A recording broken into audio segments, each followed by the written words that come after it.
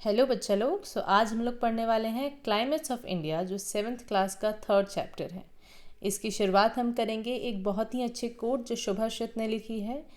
इसमें उन्होंने बताया है कि ऐसा हो कि जो रेन्स हो वो एकदम टाइम पे आए, जो अर्थ हो वो एकदम वेजिटेशन से, एकदम पेड़ पौधों से भरा हुआ हो। ऐसा हो कि जो हमारी कंट्री है वो सारी मुश्किलें, टर्मोइल्स मतलब सारी मुश्किलों से फ्री हो। यहाँ पर कोई भी मतलब मुश्किल ना आए, लोगों के जीवन में कोई आपदा ना आए, ठीक है। और make good people be fearless, और ऐसा हो कि यहाँ जितने भी अच्छे लोग रहते हैं वो सब भय से मुक्त रहें, मतलब बिल्कुल उन्हें किसी चीज़ का डर ना हो, ठीक है। तो इसके साथ हम शुरुआत करते हैं। हम पिक्चर्स देखते हैं जिसमें एक डैम की पिक्चर है, बच्चे स्कूल जा रहे हैं अम्ब्रेला लेके, बोट है यहाँ देखो, खेती हो रही है, बारिश हो रही है यहाँ सड़कों पे, और यहाँ बोट में एक इंसान जा रहा है बकरियां लेके, वहाँ भी बारिश हो रही है। तो आप इस चैप्टर में पढ़ोगे कि हमारे इंडिया में बारिश कितनी इम्पॉर्टेंट है, ठीक है। तो इस चैप्टर के एंड तक आप ये समझ जाओगे कि इन क्वेश्चंस के आप बेसिकली जवाब दे पाओगे। तो वो क्वेश्चंस क्या हैं? What makes India's climate so diverse? India के क्लाइमेट जो है वो इतना अलग अलग क्यों है? डाइवर्स मतलब अलग अलग होना।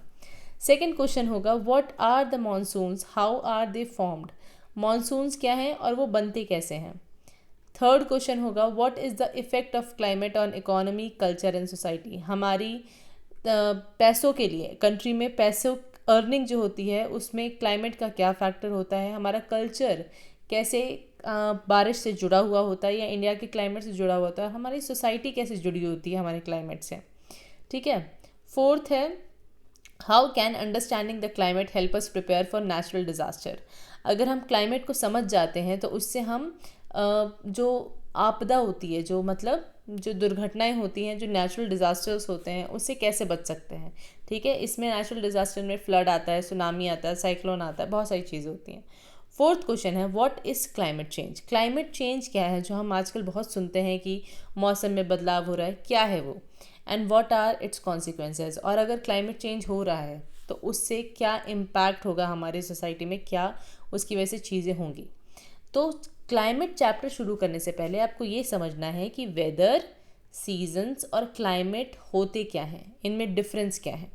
तो देखो, हम क्लाइमेट का वर्ड जो इस्तेमाल करते हैं वो लोग क्या करते हैं, आजकल की मतलब एवरीडे कन्वर्सेशन में, बातचीत में यूज़ होता है। बट जो क्लाइमेट है ये गलत मीनिंग की वजह से यूज़ हो जाता है। जैसे मतलब आप जब बातें करते हैं कि आज का मौसम कैसा है, तो आप क्लाइमेट की बात नहीं कर रहे हो, आप वेदर की बात कर रहे हो, ठीक है। What is the difference? Climate और वेदर में डिफरेंस क्या है? Weather is what we experience every hour और एवरी डे। जैसे मान लो सुबह बहुत बारिश है, बारिश हो रही है, खूब बारिश हो रही है सुबह सुबह, तो आज का मौसम कैसा है? रेनी है। तो ये क्लाइमेट नहीं है, ये वेदर है, ठीक है। और जैसे मान लो कि उसके 1 घंटे बाद, बारिश के 1 घंटे बाद सूरज आ गया, तो वेदर कैसा हो जाएगा? सनी हो जाएगा। इसलिए जो वेदर है बेटा वो आवर्स में या डेज में चेंज होता रहता है, तुरंत तुरंत चेंज होगा, ठीक है। तो इट माइट बी रेनी और it could be bright sunshine, और ऐसा भी हो सकता है कि बहुत ज़्यादा हवा चल रही हो, ठीक है। तो वेदर जो है हमेशा चेंज होते रहता है, डे में आवर्स में चेंज हो सकता है, घंटों में चेंज हो सकता है, या दिन भर में चेंज होता है। क्लाइमेट जो होता है बेटा, it is the pattern of weather an area or a region experience over a long period of time, several decades at least. This pattern varies from region to region. अब एक बात समझो, डेली वेदर हो रहा है, ठीक है। मान लो डेली वेदर में जो चेंजेस होते हैं, अब इस पैटर्न को 30 ईयर्स के लिए जो पैटर्न चल रहा है वो तुम्हारा क्लाइमेट है, ठीक है। Weather for a longer period of time, almost 30 years, जो पैटर्न यूज़ होता है, जो पैटर्न लगातार चलता रहता है वेदर का, उसी को क्लाइमेट बोलते हैं। पर ये 1 साल या 2 साल का नहीं होता है, क्लाइमेट होता है 30 ईयर्स का। जैसे let us take an example, मई की बात करते हैं। मई में यूजुअली बहुत गर्मी होती है, ठीक है, बहुत गर्मी। जैसे न्यू दिल्ली में बहुत गर्मी होती है, यूजुअली टेम्परेचर जाता है 35-39 के अबव। तो मान लो 39 है किसी दिन, किसी दिन 34 हो गया, किसी दिन 35 हो गया, किसी दिन 40 हो गया, ठीक है। ऐसे ऐसे करके तुम्हारा वेदर चेंज होता है रोज़, ठीक है। किसी दिन 45 हो गया। अब टोटल मिला के अगर एवरेज निकालोगे तो कैसा वेदर आएगा, हॉट वेदर आएगा। अब फ्रॉम लास्ट 30 ईयर्स मई में ऐसा ही वेदर चल रहा है, ठीक है। तो इसको क्या बोल देंगे हम, क्लाइमेट, कि भैया न्यू दिल्ली का क्लाइमेट कैसा है, क्लाइमेट कैसा होता है मई में, यूजुअली इट इज़ हॉट, क्योंकि हम लास्ट 30 ईयर्स से ये नोटिस करते आ रहे हैं, ठीक है। Weather day to day change हो सकता है, पर जो क्लाइमेट होता है उसका पैटर्न यूजुअली एक जैसा होता है, ठीक। अब देखो, before we come to the various type of climate, बहुत सारे टाइप ऑफ क्लाइमेट होते हैं, उससे पहले let us briefly stop to introduce seasons. अब क्लाइमेट और सीजन्स में क्या डिफरेंट है, तो सीजन्स होते हैं, सीजन्स आते हैं because the earth revolves around the sun. Each season last for few months and recur every year. अब देखो, जैसे कि मान लो ये हमारा अर्थ है, ये हमारा सन है, ठीक है। अब अर्थ जो है थोड़ा सा इंक्लाइंड है, तो ऐसा बना देते हैं हम। तो अब इसमें अगर तुम ध्यान से देखोगे तो अर्थ की सारी लाइट जो है वो ऊपर वाले में पड़ेगी, ठीक है, कैंसर में पड़ती है, ट्रॉपिक ऑफ कैंसर में।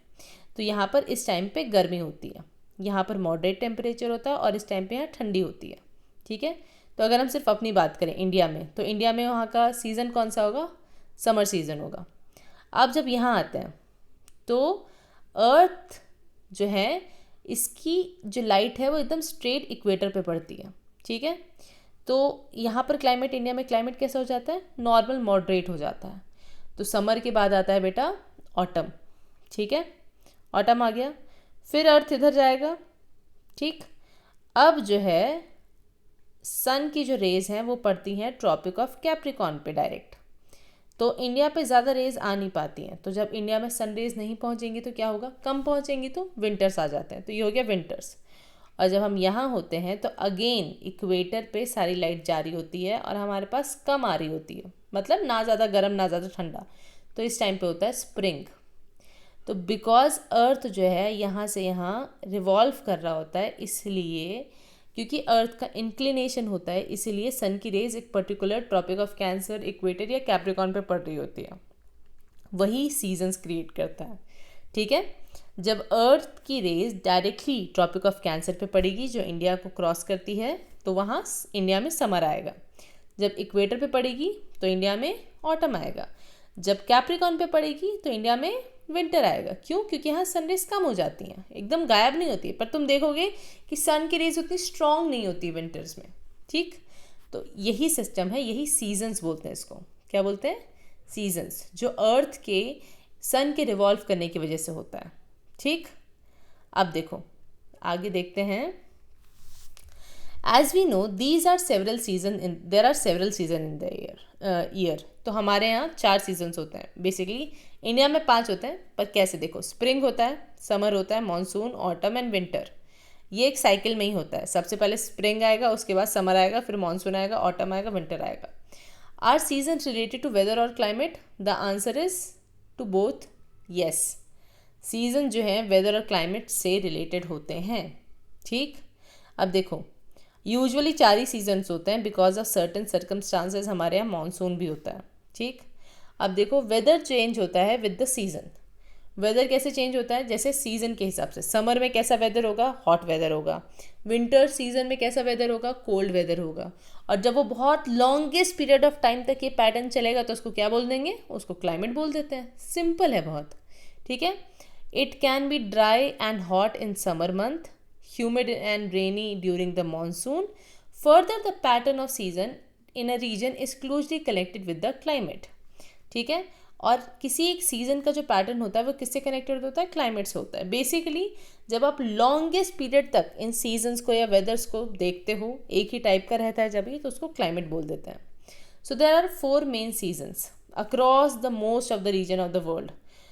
मोस्टली वर्ल्ड में 4 ही सीज़न होते हैं, spring, summer, autumn and winter, क्योंकि अर्थ एक ही जैसा रिवॉल्व करता है हर जगह। बट इंडिया का ज्योग्राफी थोड़ा सा अलग है, तो हमारे यहाँ रेनफॉल भी होती है एक स्पेसिफिक पीरियड में, उसको बोलते हैं रेनी सीजन, या हम उसको मानसून भी बोलते हैं, ठीक है।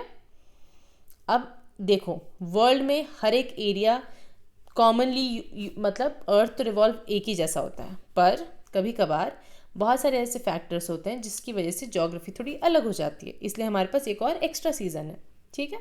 चलिए traditionally in many part of the India the year is divided into 6 seasons.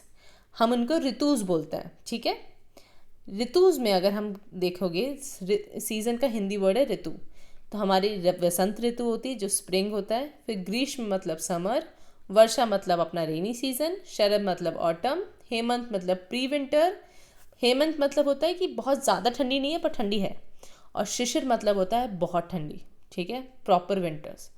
और specific rituals and festivals are associated with this 6 ऋतुज, ठीक है। इन 6 सीजन्स की वजह से ही हमारे यहाँ, इन्हीं के बेसिस पे हमारे यहाँ फेस्टिवल्स मनाए जाते हैं। जैसे वसंत पंचमी मनाई जाती है। अब वसंत पंचमी कब मनाई जाती होगी, सोचो, जब स्प्रिंग की शुरुआत होती है उस दिन हम वसंत पंचमी मनाते हैं। और शरद पूर्णिमा कब मनाते होंगे, सोचो, जब ऑटम की शुरुआत होती है, ठीक है। तो ऐसे ही हमारे फेस्टिवल्स हमारे सीजन से रिलेटेड हैं। Now, if we observe the world around us, we will notice that human plants and animal life are in rhythm with the ritus or seasons. ठीक है, तो अगर आप ध्यान से देखोगे तो जो हमारी ज़िंदगी होती है, प्लांट्स और एनिमल्स की ज़िंदगी होती है, वो सीजन्स पे बहुत डिपेंड करती है, क्योंकि क्रॉप्स उसी तरीके से ग्रो करते हैं। उस सीज़न में एक पर्टिकुलर टाइप का ही क्रॉप उगेगा, ठीक है। उस सीज़न में हम पर्टिकुलर टाइप का खाना खाते हैं, हम उसी टाइप के कपड़े पहनते हैं, और ये हर सीज़न चेंज होता रहता है। अब तुम इमेजिन करो, तुम सर्दी में गर्म कपड़े पहनोगे या हल्के कपड़े पहन लोगे? गर्म कपड़े ही पहनोगे। तो इसलिए ह्यूमन की लाइफ चेंज होती है according to the season. Now region पे भी डिपेंड करता है कि आप कौन से एरिया में रहते हो। जैसे some trees and shrub bloom with the onset of वसंत और स्प्रिंग। तो कभी बहुत सारे ऐसे ट्रीज़ और ऐसे श्रब्स होते हैं, श्रब्स मतलब झाड़ियाँ होती हैं, जो तब ब्लूम करती हैं, तब खिलते हैं उनमें फूल जब स्प्रिंग शुरू होने वाला होता है, ठीक है। ठंडी ख़त्म हो जाती है और फिर स्प्रिंग शुरू होता है। In some places they shed their leave on change their colour as शरद और ऑटम अप्रोचेस। और बहुत सारे टाइम ऐसा होता है, जब ऑटम आता है ना, समर के बाद मानसून आता है, मानसून के बाद जो ऑटम आता है, सर्दी से पहले वाला, उस टाइम पे बहुत सारे लीव्स जो हैं, पत्ते जो अपने कलर चेंज करते हैं या तो वो झड़ जाते हैं, ठीक है। And some animal develop the thick fur in the cold weather month, तो कोल्ड विंटर मंथ। तो कुछ एनिमल्स होते हैं, उनके फेदर जो वेदर फर होता है ना बेटा, जो उनमें जो उन स्किन की एक लेयर होती है, उसके ऊपर जो हेयर की एक लेयर होती है, वो और थिक हो जाती है ताकि वो सर्दी में बच पाएँ, ठीक। Usually climate remains stable over long period of time. Climate जो है वो 30 ईयर्स, जैसे कि मैंने आपको बताया, डेकेड्स तक चलता है। डेकेड्स मतलब 10 साल, 10 साल, 20 साल, 30 साल, कैसे भी हो सकता है। तो ये लॉन्गेस्ट पीरियड ऑफ टाइम तक बहुत स्टेबल रहते हैं। सर्दी में सर्दी ही होगी, गर्मी में गर्मी ही होगी, ऐसा। However, scientists has been recording changes in the climate of the world in the recent decade. पर अब इन क्लाइमेट में थोड़ा सा चेंज देखने को मिल रहा है। ऐसा क्यों? तो जैसे कैसे पता चलेगा क्लाइमेट में डिफरेंस है? तो समर्स जो हैं अब ज़्यादा गर्म होने लगे हैं। पहले अगर एवरेज उनका मान लो 39 हुआ करता था, तो अब जो है एवरेज बढ़ के 40 या 41 होने लगा है, ठीक है। कुछ डेकेड्स में, 1-2 साल की बात नहीं है ये, कुछ 10 सालों की बात है, ठीक है। तो ऐसा है कि क्लाइमेट में चेंजेस आने लगते हैं। विंटर्स और कम ठंडे होने लगते हैं। ठंडी है, ऐसी बात नहीं है ठंडी नहीं है, पर कम ठंडी होने लग रही है, गर्मी ज़्यादा हो रही है। तो इसी को क्लाइमेट चेंज बोलते हैं हम लोग। आगे देखो, लेट अस रिकैप्चुलेट। अभी हमने जो पढ़ा उसको याद करते हैं। वेदर क्या है? हमारा डे टू डे का एक्सपीरियंस है। या तो बहुत हवा चलेगी, या तो बारिश होगी, या तो गर्म होगा, या तो ड्राई होगा। जो भी मौसम घंटों में या दिन में चेंज होता है। सीज़न क्या होता है? सीज़न जो है एवरी ईयर होता है, and the weather of a place is different in every season. Weather क्या है? सीज़न के हिसाब से बदलता रहता है। इसके बाद है क्लाइमेट जो है is a long term pattern in a particular region. Weather का लॉन्ग टर्म पैटर्न को क्लाइमेट बोल देते हैं, ठीक है। क्लाइमेट क्या होता है? Long term pattern of weather. There are many type of climates in the world, so we will now survey the main types we found in India. तो हम क्लाइमेट का टाइप पढ़ेंगे, ठीक है, कि इंडिया में कैसा क्लाइमेट होता है। सो देखो बेटा, इंडिया जो है is a land of diversity. यहाँ बहुत अलग अलग क्लाइमेट होते हैं।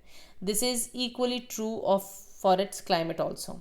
इंडिया में सिर्फ लोग ही अलग नहीं हैं, यहाँ के क्लाइमेट भी बहुत अलग होते हैं, तो ध्यान देना।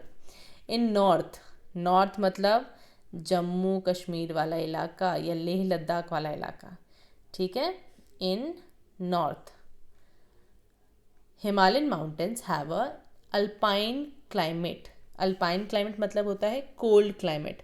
ये जो है ना एल्प्स माउंटेन से आया है.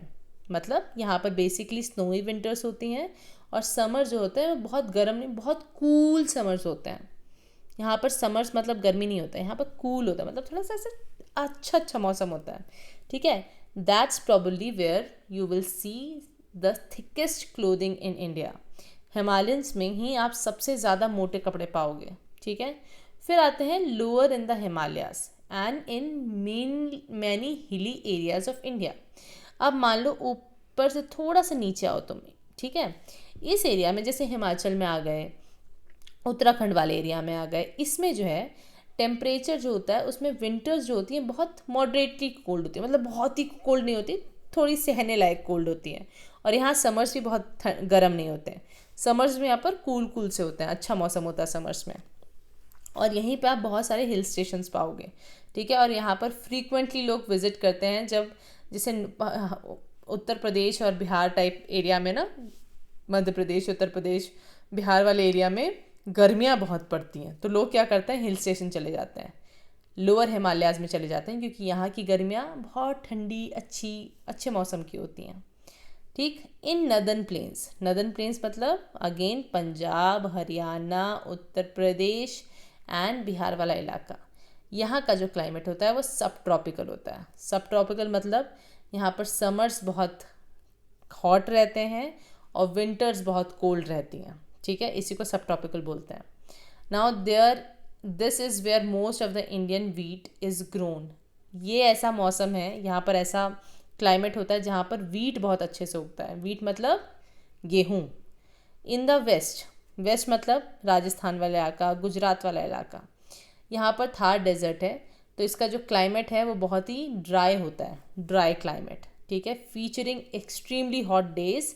यहाँ पर दिन बहुत गर्म होते हैं और रात बहुत ठंडी होती है, क्योंकि सैंड जो होती है ना बेटा, जो क्या बोलते हैं उसको, बालू होता है या जो रेत होती है, वो बहुत जल्दी गर्म और बहुत जल्दी ठंडी होती है. और यहाँ बारिश बहुत कम होती है. ठीक है. तो यहाँ दिन रात में भी बहुत फ़र्क पड़ जाता है. मान लो दिन में एकदम 45 डिग्री सेल्सियस है तो रात में एकदम 22 डिग्री सेल्सियस हो जाता है. इतना डिफरेंस होता है. ठीक है. People there have had develop unique way to collect and save water. तो यहाँ के लोग उसी हिसाब से अपना क्लाइमेट के हिसाब से ढल जाते हैं, उसी हिसाब से वो पानी बचाना या उसको कलेक्ट करना शुरू कर देते हैं. फिर आता है वेस्टर्न कोस्टल स्ट्रिप, मतलब कोस्टल इलाका, गुजरात से लेके महाराष्ट्र, फिर गोवा, फिर कर्नाटका, फिर केरला. ये जो पूरा कोस्टल इलाका है, सिर्फ पूरा नहीं, सिर्फ बीच वाला इलाका, बीच मतलब पानी और समुद्र वाला इलाका, यहाँ पर बहुत हैवी रेनफॉल होती है मानसून के मंथ में, क्योंकि वेस्टर्न घाट है. अगर आपने ये वीडियो नहीं देखा है पिछले चैप्टर का, तो आप मेरे चैनल पर जाके बिल्कुल देख सकते हैं. ठीक है. तो यहाँ पर मानसून के टाइम पे बहुत रेनफॉल होती है एंड यहाँ पर ट्रॉपिकल वेट क्लाइमेट होता है. ट्रॉपिकल वेट क्लाइमेट मतलब गर्मी दिन में बहुत होगी, पर जब शाम होते होते बहुत बारिश हो जाएगी. तो ट्रॉपिकल एरिया में बेटा एक बात गांठ बांध लो, ट्रॉपिकल एरिया में दिन में बहुत गर्मी होगी, मतलब बहुत ही गर्मी होगी, और जैसे ही शाम होती जाएगी ह्यूमिडिटी बढ़ती जाएगी और तुरंत बहुत बारिश होगी. ठीक है. इसी को ट्रॉपिकल क्लाइमेट बोलते हैं, which is favourable to the growing of rice and spices. क्योंकि राइस को हमेशा याद रखना, जो राइस है ना, जो राइस एज अ क्रॉप है, इसको बहुत पानी चाहिए होता है. तो ये उसी एरिया में उगेगा जहाँ पर बहुत बारिश होती है. तो वेस्टर्न कोस्टल एरिया में बारिश हो रही है, इसका मतलब राइस वहाँ उगेगी. स्पाइसेस मतलब आपके मसाले भी वहाँ उगते हैं. फिर आता है सेंट्रल डेक्कन प्लेटू. सेंट्रल डेक्कन प्लेटू का मतलब महाराष्ट्र का अंदर वाला इलाका, कर्नाटका के अंदर वाला इलाका, केरला, तमिलनाडु, आंध्र प्रदेश, तेलंगाना, ये सारे का इनर पार्ट जो है ये सेमी एरिड है. मतलब यहाँ पर ज़्यादा बारिश होती नहीं है, मतलब आधा ड्राई है, पूरा ड्राई नहीं पर आधा ड्राई है. यहाँ पर समर्स बहुत गर्म होते हैं, विंटर्स उतने ठंडे नहीं होते हैं. ठीक है. माइल्ड विंटर्स होते हैं, कम विंटर्स होते हैं यहाँ पे, और रेनफॉल ठीक ठीक हो जाती है. रेनी सीजन में थोड़ी बहुत हो जाएगी, otherwise it is dry only. Eastern India में तुम्हारा आ जाएगा ये सब क्या बोलते हैं, मेघालय, मणिपुर, मिज़ोरम, सिक्किम. ठीक है. त्रिपुरा, नागालैंड और अपना वेस्ट बंगाल, उड़ीसा, ये सब आ जाता है। फिर सदर्न पेनिनसुला मतलब ये कन्याकुमारी वाला हिस्सा, ठीक है, कन्याकुमारी, तमिलनाडु, केरला वाला जो नीचे वाला हिस्सा है वो। यहाँ पर ट्रॉपिकल क्लाइमेट होता है। ट्रॉपिकल क्लाइमेट मतलब अगेन बहुत बारिश होती है यहाँ पर, बहुत ही बारिश। और यहाँ पर विंटर्स माइल्ड होती है। माइल्ड मतलब कम विंटर्स होती हैं, आपको एकदम ठंडी नहीं मिलेगी, तो आप सह लोगे, ऐसी ठंडी होती है। And distinct wet and dry periods control by monsoon wind. और यहाँ पर थोड़ा सा ऐसे गर्मी ठंडी दोनों लगती है, और क्योंकि यहाँ बहुत बारिश होती है तो आपको वेट टाइप ऑफ क्लाइमेट मिल जाएगा, ठीक। Now note, you will understand later the meaning of the term tropical and subtropical, आपको बताया जाएगा, which are related to to special parallel latitudes called the tropics. अब ये जो ट्रॉपिकल और सब ट्रॉपिकल होता है, ठीक है, ये लैटिट्यूड्स की वजह से होता है। आपने पढ़ा ना पिछले चैप्टर में, उनकी वजह से होता है, मैं बताऊंगी आपको, ठीक है। चलो, अब क्लाइमेट को डिटरमाइन कौन से फैक्टर्स करते हैं, मतलब क्लाइमेट अगर किसी जगह एक पर्टिकुलर टाइप का है तो वो क्यों है, कौन से फैक्टर्स अफेक्ट करता है उसे। तो देखो, what create those different climate, climate अगर अलग अलग है तो किसकी वजह से है। देयर आर मेनी फैक्टर्स, ठीक है, that works. Some are general ones on the scale of planet, while other are regional or even local. एक तो है कि भैया अर्थ एक जगह से दूसरी जगह मूव करेगा, सीजन्स आएंगे, सीजन्स की जो लंबे समय तक वेदर में चेंजेस होंगे वो तो कॉमन है हर जगह। कुछ रीजनल फैक्टर्स भी होते हैं, जैसे लैटिट्यूड। अब देखो, ये अर्थ है, ये कॉमन है, ठीक है। अब ध्यान देना, लेट्स रिमेंबर, चलो पिछले चैप्टर का पढ़ते हैं। ग्रेड 6 में आपने पढ़ा है कि लैटिट्यूड जो होते हैं वो मेजर करता है डिस्टेंस फ्रॉम द इक्वेटर। जितना आप इक्वेटर से दूर चल जाओगे वो बेसिकली आपका डिस्टेंस नाप रहा है इक्वेटर से, इसी को लैटिट्यूड बोलते हैं, ठीक। Increasing as we move above away from it, either northward or either southward, या तो नीचे जाओ या तो ऊपर जाओ, ऊपर नॉर्थ होता है, नीचे साउथ होता है, ठीक है। While the climate around the equator is extremely hot, हमेशा याद रखना इक्वेटर के आसपास बहुत गर्मी पड़ती है और बहुत बारिश होती है, ठीक है। और जैसे ही ऊपर आप जाते जाओगे, जैसे लैटिट्यूड इंक्रीज होते जाएगा, ऊपर जाते जाओगे तो टेम्परेचर जो है कोल्ड होते जाएगा। क्यों? क्योंकि आप सन की रेस से इमेजिन करो आप दूर जाते जा रहे हो, ठीक है। सो देखो, places near the equator that is a low latitude are warmer. Equator मान लो यहाँ पर है, ऐसा ही है, थोड़ा सा टेढ़ा दिखाया है, तो इक्वेटर है, इंडिया से पास नहीं होता इक्वेटर, ठीक है। इंडिया से सिर्फ ट्रॉपिक ऑफ कैंसर पास होता है, तो ये थोड़ा ऐसे दिखा रहा है। ये नीचे वाला इक्वेटर है, ये ऊपर वाला ट्रॉपिक ऑफ कैंसर है, ठीक है। अब देखो, नीचे वाला लैटिट्यूड मतलब इक्वेटर के आसपास जितना भी एरिया है उसमें जो है एरिया वो वार्म रहता है, गर्म रहता है। While those near the poles, उसको बोलते हैं हाई लैटिट्यूड। यहाँ मान लो ये एरिया होता है ठंडा, ठीक है। जो इक्वेटर के पास उसको लो लैटिट्यूड बोलते हैं, जो पोल्स के पास उसको हाई लैटिट्यूड बोलते हैं। Now this happens to angle at which the sun rays hit a particular area. अब होता क्या है कि सन रेडिएशन जो होता है एक पर्टिकुलर एरिया में हिट करती है। अगर वो ट्रॉपिक ऑफ कैंसर पे हिट करिए तो ये एरिया गर्म हो जाता है, ठीक है। इस एरिया में मॉडरेट क्लाइमेट रहता है, और जो बेचारा नीचे दिख भी नहीं रहा है उस लैटिट्यूड में क्या होता है, विंटर्स होते हैं, ठीक है। अब सन रेज क्या होती है, अब क्योंकि अर्थ इस तरफ जाता है मूव करते करते, तो फिर एक टाइम आता है यहाँ पे जब सन की रेज डायरेक्टली किसको हिट करती हैं, इक्वेटर को, ठीक है। अब देखो ध्यान से, at the equator the rays are nearly perpendicular. जब सन की रेज डायरेक्टली इक्वेटर पे पड़ती हैं तो मान लो एकदम डायरेक्टली परपेंडिकुलर हो जाता है। So their energy is focused on a smaller area of earth surface, तो सारी सन की एनर्जी एक जगह चली जाती है। In the polar region the rays are inclined or oblique. ऐसा नहीं है कि पोलर रीजन पे सन की रेज नहीं जाती हैं, पर बहुत कम जाती हैं। जैसे आप टॉर्च जलाते हो ना जब, तो टॉर्च में आपने देखा होगा एक एरिया होगा जहाँ पर बहुत तेज़ लाइट जा रही है, ठीक है, पर उसके आसपास का एरिया देखो तो थोड़ा लाइट कम होते जाता है, और जितना आप दूर सेंटर से जाते जाओगे उतना मतलब हल्की होती जाएगी लाइट। वैसे ही अर्थ और सन की रेस के साथ भी होता है। तो जितना आप इक्वेटर से दूर जाते जाओगे बेटा, उतना आपकी लाइट कम होती जाएगी, इसलिए वहाँ ठंडी होती है, क्योंकि वहाँ पर सन रेज नहीं होती हैं, ठीक है। So the energy is distributed over a large surface, moreover they have to pass through more of the earth atmosphere as a diagram shows.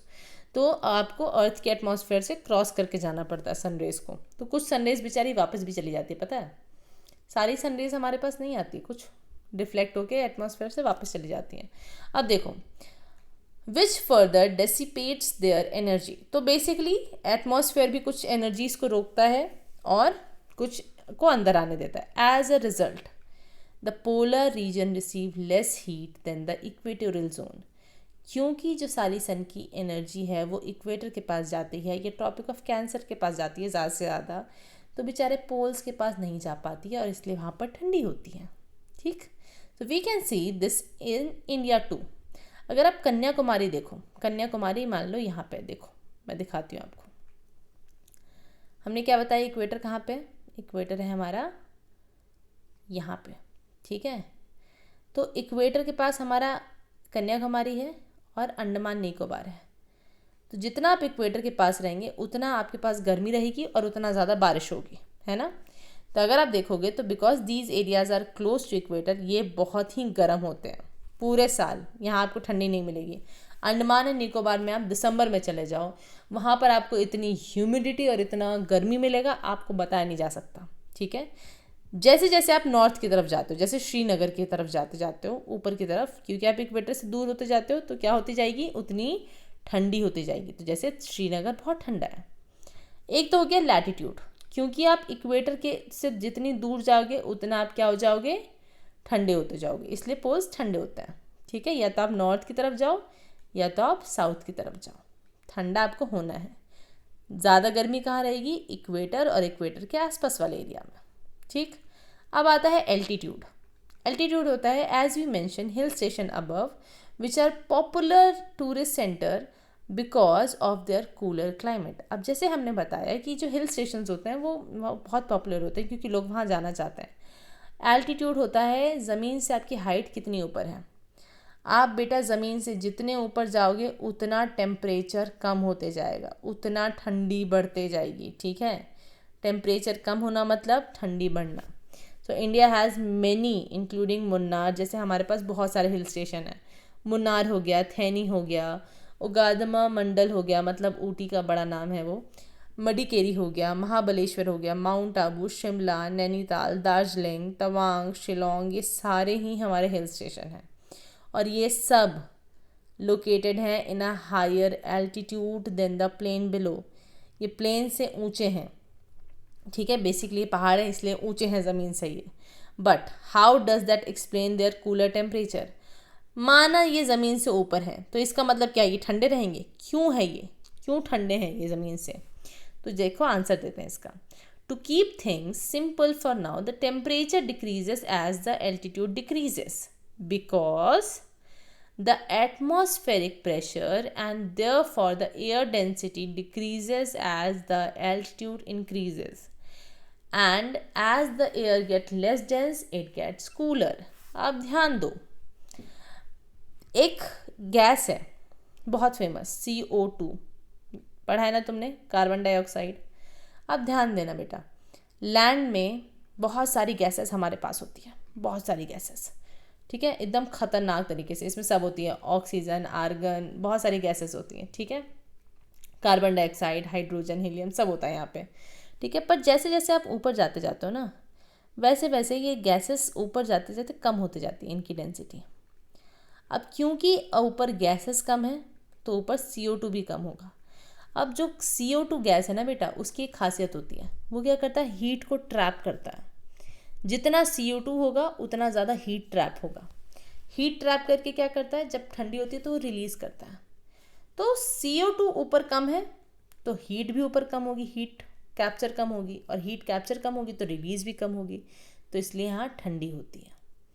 तो एल्टीट्यूड में क्योंकि एयर नहीं होता है, एयर की डेंसिटी बहुत कम होती है, एयर दूर दूर होती है, तो इसलिए यहाँ ठंडी ज़्यादा होती है। जितना आपके पास एयर रहेगी उतना आपको गर्मी देगी, पर क्योंकि ऊपर एयर दूर दूर है तो आपको उतनी गर्मी नहीं मिल रही है, आपको ठंडी मिल रही है, ठीक है। अब देखो सेकेंड है the sun heats the surface of the earth.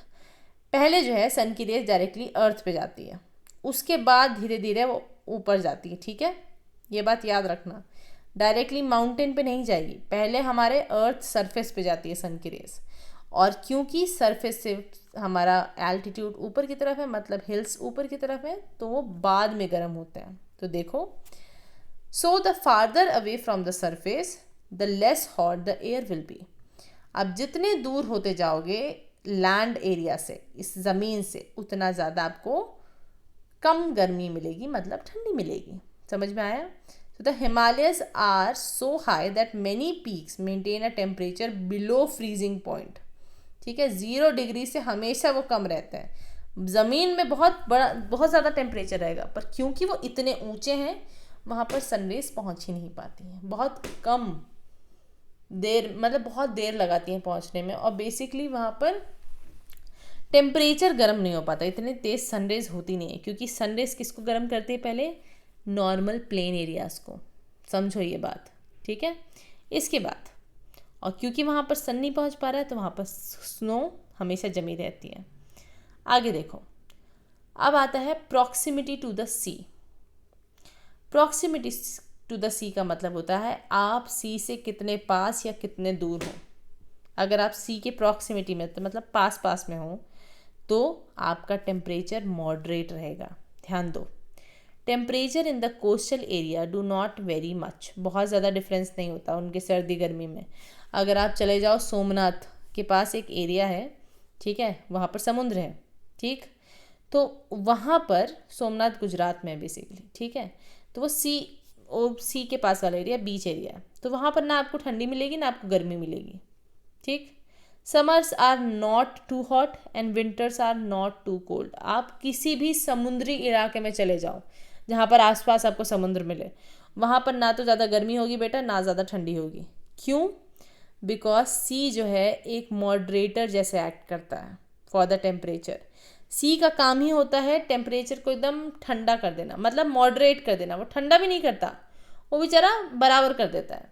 So this diagram some of the phenomena. Your science textbooks explain this further while discussing the heating and cooling of the land and water in the coastal region। ठीक है, सो आप science में पढ़ोगे कि कैसे जो है पानी और ज़मीन गर्म होती है, ठीक, या ठंडी होती है। So the result is that those region tend to be more temperate. जो एरिया सी के पास होता है वो मॉडरेट टेम्परेचर के होता है। समझ में आया? अब देखो, distance from the sea, summer, incoming heat from the sun 32 degree Celsius cool, coastal region cooled by sea air. तो जब समर्स होती है ना बेटा, तो यहाँ पर जो गर्म हवा होती है, गर्म हीट जो होती है बेसिकली वो आती है, पर वो किसकी वजह से ठंडी हो जाती है? सी की वजह से ठंडी हो जाती है। सी में ठंडी हवा चल रही होती है, तो दोनों मिक्स होके मॉडरेट कर देती है। यहाँ से ठंडी, यहाँ से गर्म, मिक्स हो गई, मॉडरेट हो गया, ठीक है। अब देखो, विंटर्स आए। विंटर्स में अब सी जो है सी पता है क्या करती है? सी की वो क्या है, फीचर क्या है? जो पानी होता है ना बेटा, वो बहुत जल्दी गर्म या ठंडा नहीं होता सैंड की तरह। पानी जो होता है बहुत टाइम लगाता है गर्म होने में और बहुत टाइम लगाता है ठंडा होने में। तो गर्मी में क्या होता है? गर्मी में पानी ठंडा होता है, ठीक है, तो वो क्या करता है, गर्म हवा को ठंडी हवा में मिक्स करके टेम्परेचर मॉडरेट कर देता है। विंटर्स में क्या होता है, पानी कम ठंडा होता है लैंड से। लैंड जैसे 10 डिग्री सेल्सियस है, तो पानी क्या होगा, 18 डिग्री सेल्सियस होगा, उससे कंपेरेटिवली ज़्यादा गर्म होगा। और दोनों को मिक्स कर देगा तो क्या हो जाएगा, एक एवरेज कितना 14 डिग्री सेल्सियस हो जाएगा, है ना। तो ऐसे ही वो क्या करता है, मॉडरेट कर देता है अपनी गर्म और ठंडी हवा से, ठीक। So as we move inland from the coast, जैसे ही हम कोस्ट से जितना दूर जाते जाते हैं हमारा टेम्परेचर उतना एक्सट्रीम होते जाता है। एक्सट्रीम मतलब समर्स और गर्म होते जाएंगे और विंटर्स और ठंडे होते जाएंगे, ठीक है, जितना आप दूर जाते जाओगे।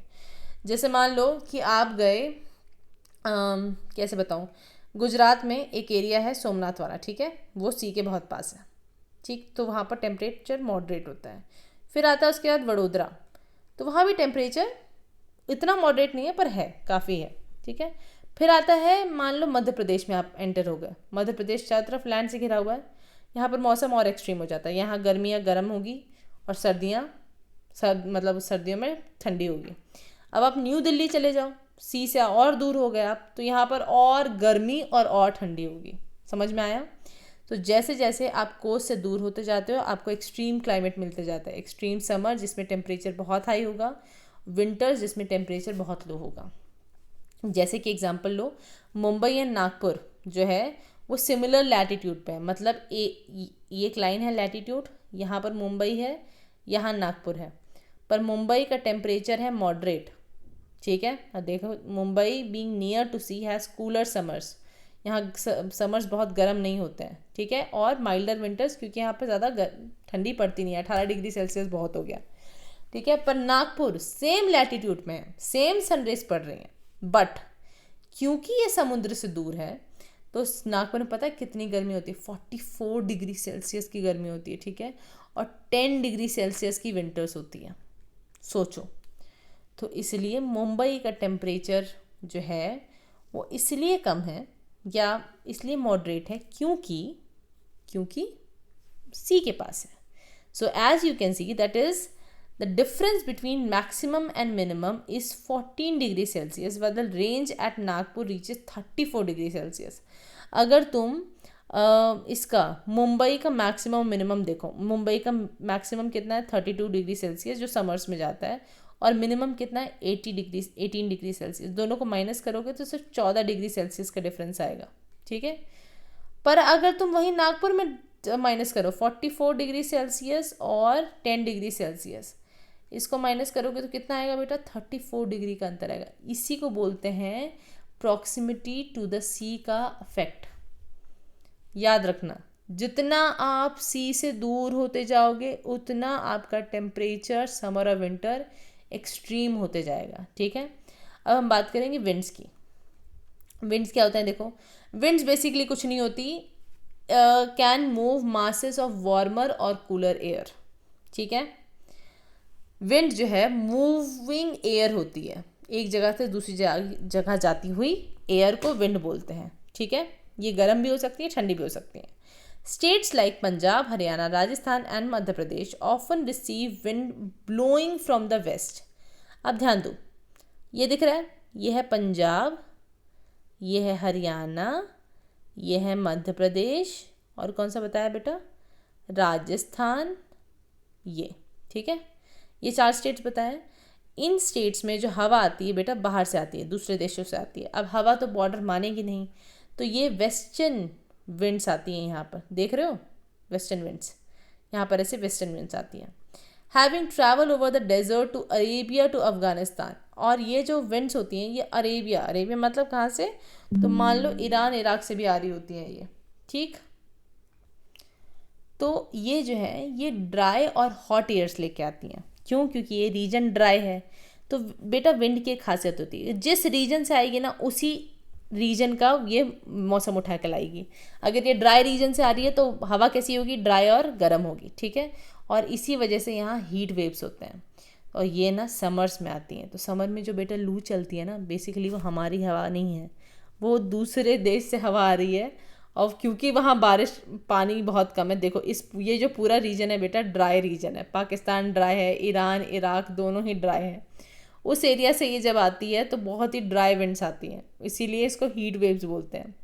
अब in winters cooled wind across the Himalaya creeps into the Himalayas foothill resulting cold waves. और जब वो विंटर्स में आती हैं तो क्या होता है? ठंडी लेके आती है अपने साथ साथ, ठीक है। तो और ठंडी हो जाती है हवा की वजह से। तो ये जो हवा है वो मौसम को और अफेक्ट करती है। अगर गर्म हवा चल रही होगी तो और गर्मी होगी, अगर ठंडी हवा चलेगी तो और ठंडी होगी, ठीक है। सो विंड नॉट ओनली टेम्परेचर को तो अफेक्ट करती ही करती है, इसके साथ साथ ह्यूमिडिटी को भी अफेक्ट करती है, एंड इन टर्न प्रेसिपिटेशन। तो ह्यूमिडिटी से प्रेसिपिटेशन कैसे होता है? अब देखो, ह्यूमिडिटी का मतलब होता है कि आपके एटमॉस्फेयर में कितने वाटर वेपर हैं। अगर हवा में मॉइस्चर है तो मतलब ह्यूमिडिटी है। अब मॉइस्चर है तो आगे जाके क्या होगा? बादल बनने के चांसेस ज़्यादा होंगे, ठीक है, उन मॉइस्चर से, और फिर उसी से प्रेसिपिटेशन होगा। और अगर हवा में ह्यूमिडिटी कम है, मॉइस्चर कम है, तो क्या होगा? प्रेसिपिटेशन नहीं होगा, नहीं गिरेगी बर्फ़ भैया, या नहीं होगी बारिश, ठीक है। So we see dry winds come from a distant desert. In contrast, जो ड्राई विंड्स होती है बेटा वो डेजर्ट से आ रही होती है क्योंकि वो ड्राई है. In contrast, wind coming from the sea bring moisture over the land which may result in rainfall. अब मान लो यही जो हवा है ये यहाँ से आ रही होती है, ठीक है, जो आती भी है वो अपने साथ क्या लेके आती बेटा? पानी लेके आती, क्योंकि वो पानी की तरफ से आ रही है तो अपने साथ सब चीज़ें लेके आती है wind.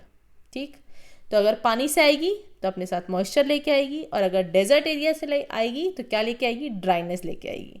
So we will soon see the case of monsoon wind, और हम पढ़ेंगे अभी कैसे मानसून विंड्स आती हैं. ठीक है, अब आता है टोपोग्राफी. ये भी एक फैक्टर है जो क्लाइमेट को अफेक्ट करता है. टोपोग्राफी मतलब आपका रीजन है कैसा, कैसी शक्ल है उसकी, या तो फ्लैट है, या तो पहाड़ है, या तो हिल है, क्या है, या तो प्लेटू है, क्या है. मतलब टोपोग्राफी यही होती है टोपोग्राफी, कि आपका फिजिकल सरफेस कैसा है. ठीक है, आपके एरिया का. माउंटेन्स हो सकते हैं, हिल हो सकती है, वैली हो सकती है, स्लोप हो सकता है, कोस्ट हो सकता है. आपकी शक्ल कैसी है आपकी लैंड की. ठीक है, तो जैसे हिमालयज़ में and the Karakoram range. Karakoram range मतलब आप पूरा हिमालयस वाला मान लो, हिमाद्री वाला. ठीक है, protect to some extent the Indian subcontinent from the wind of the cold desert of central Asia. अगर आप यहाँ ध्यान से देखो बेटा इस मैप को, ठीक है, तो आप देखोगे, एक मिनट इसको रब करने देते हैं, ये रब नहीं हो रहा, कोई बात नहीं, हम दूसरी ड्राइंग बना लेते हैं. ये देखो, आप देखोगे कि ये जो एरिया है ना बेटा खाली है ना, यहाँ कोई पहाड़ वहाड़ नहीं है, तो विंड अंदर घुस जाती है. पर क्योंकि ये जो एरिया है यहाँ पर हमारा हिमालयाज़ है, तो क्या होता है, विंड जो यहाँ से आती है ना सेंट्रल एशिया से, ये एंटर नहीं कर पाती, ये बेचारी मुड़ जाती है, डिफ्लेक्ट होकर पहाड़ से टकरा के मुड़ जाती हैं.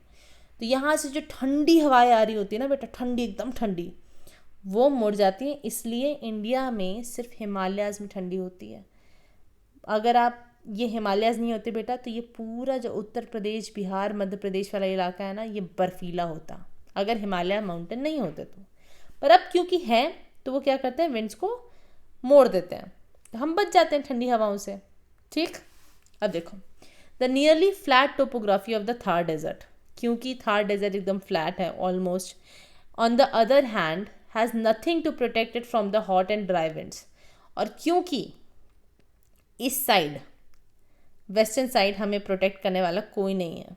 ठीक है, हम एकदम फ्लैट एरिया है यहाँ पे, तो इसलिए विंड्स जो है आके ड्राई रीजन करके चली जाती हैं और यहाँ हीट वेव्स पहुँचा के चली जाती हैं. तो इसलिए जो टोपोग्राफी होती है, कि कहीं का माउंटेन होना या डेजर्ट मतलब प्लेन होना बहुत इंपॉर्टेंट होता है. ठीक है, आप वेस्टर्न घाट के बारे में पढ़ोगे कि कैसे वो मानसून को, साउथ वेस्ट मानसून के आने में मदद करता है और बारिश में मदद करता है. ठीक है, पुटिंग इट ऑल टुगेदर, अब जो भी हमने पढ़ा है उसको सब साथ में लेके पढ़ते हैं.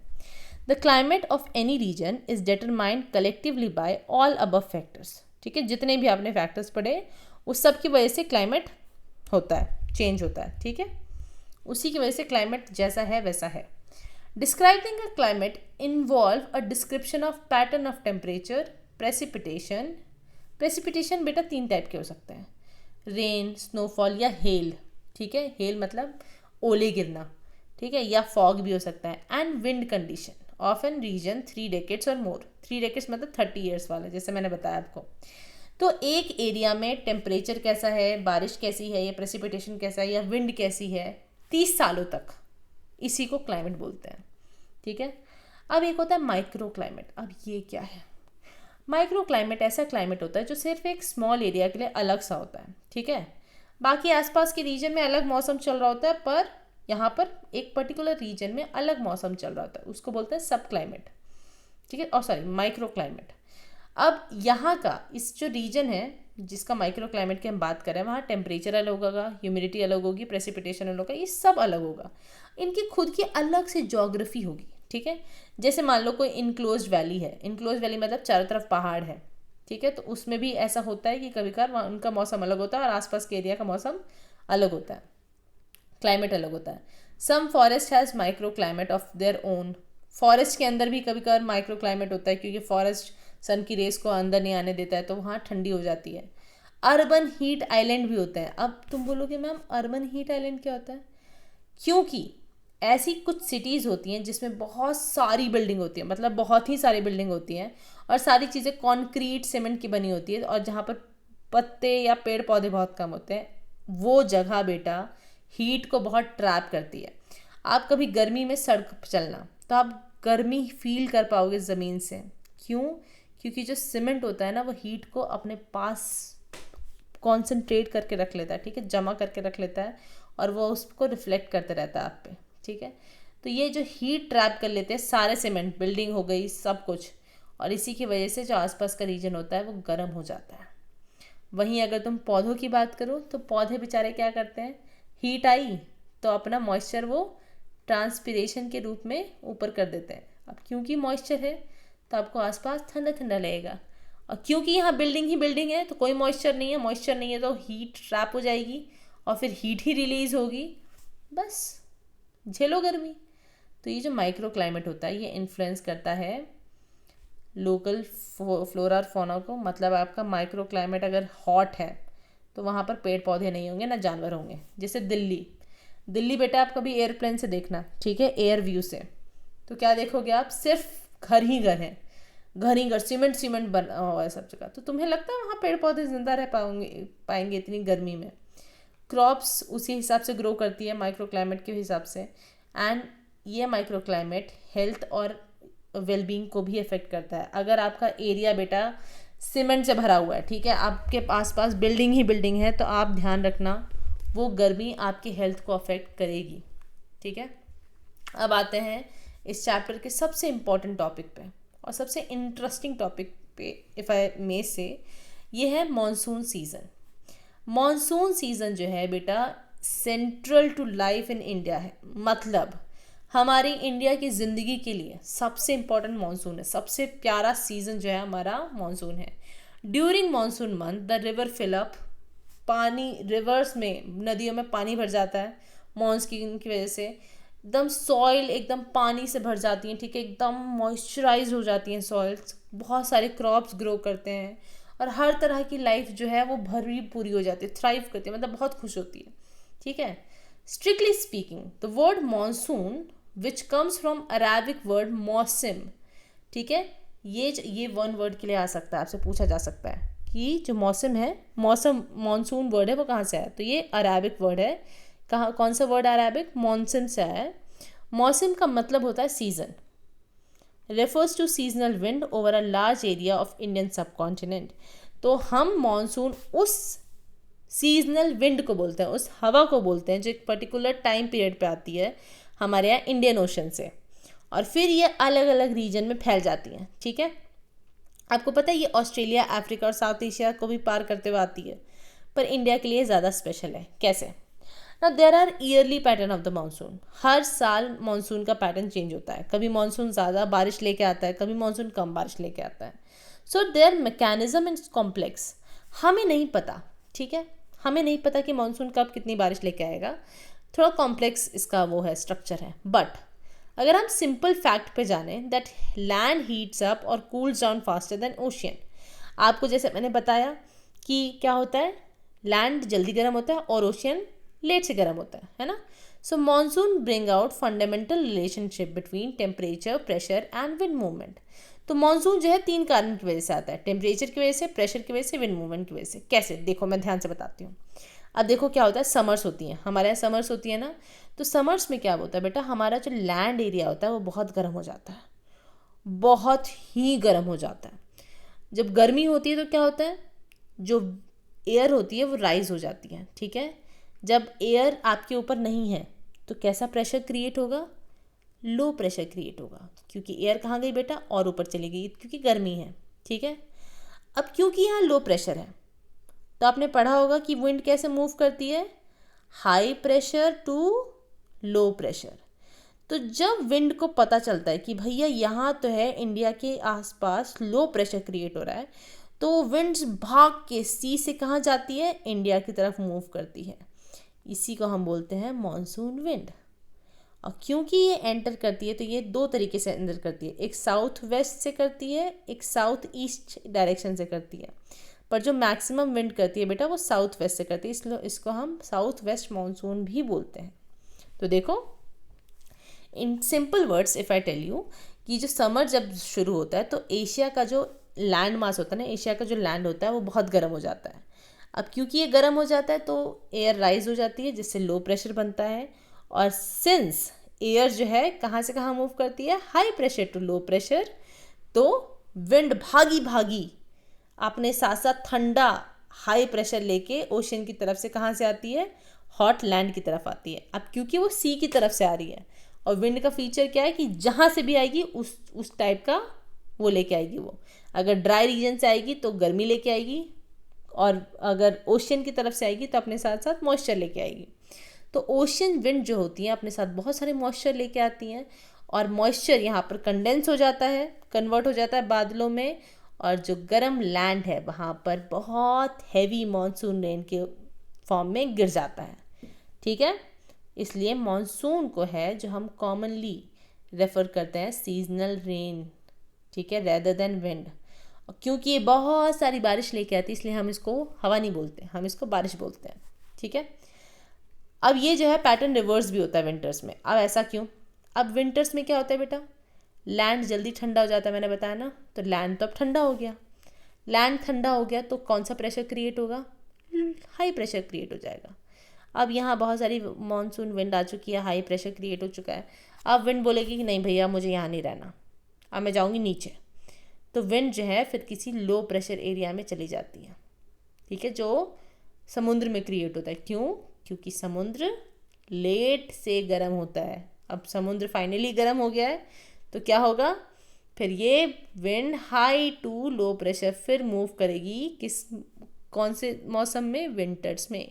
क्योंकि विंटर्स में हमारा लैंड क्या हो गया है, ठंडा हो गया है, ठंडा हो गया तो हाई प्रेशर क्रिएट हो गया। ठीक है, तो बेचारी विंड वापस नॉर्थ ईस्ट मानसून बोलते हैं इसको, क्योंकि ये नॉर्थ और ईस्ट डायरेक्शन यहाँ से वापस चली जाती है इस डायरेक्शन से।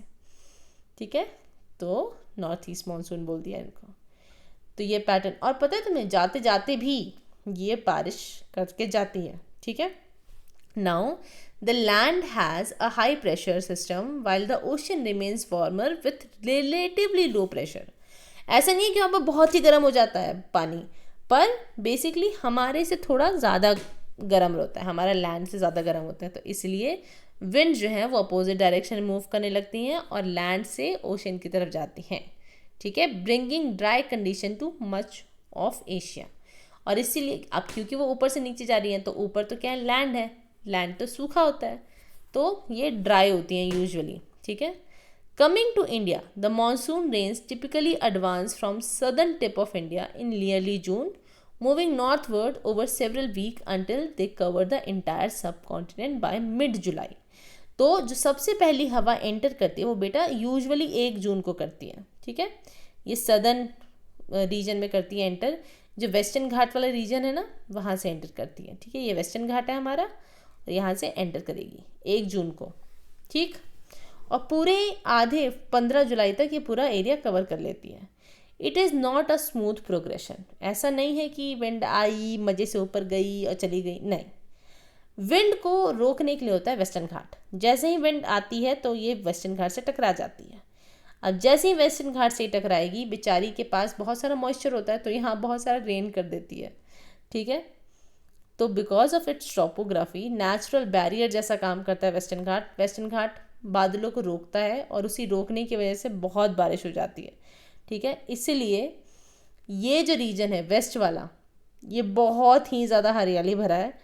अब क्योंकि जब विंड आगे बढ़ती है तो बेचारी के पास मॉइस्चर नहीं होता, बहुत ही कम होता है, तो ईस्टर्न एरिया में बारिश कम होती है। ठीक है, तो ये बेचारा डेक्कन प्लेटू वाला एरिया ड्राई रह जाता है। ठीक, तो जो डेक्कन प्लेटू वाला एरिया होता है बहुत ही कम बारिश होती है उसमें। And this is commonly called the summer और साउथ वेस्ट मानसून। ठीक है, इसी को क्या बोलते हैं हम लोग, समर मानसून या साउथ वेस्ट मानसून बोलते हैं इसको। ठीक है, south west reflecting the direction the winds come from.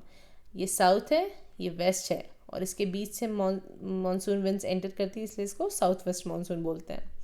और विंटर्स में क्या होता है, विंटर्स में विंड जो है वापस मुड़ जाती हैं एंड ब्लोज फ्रॉम, कहाँ से कहाँ बहती हैं, लैंड से ओशन तक जाती हैं।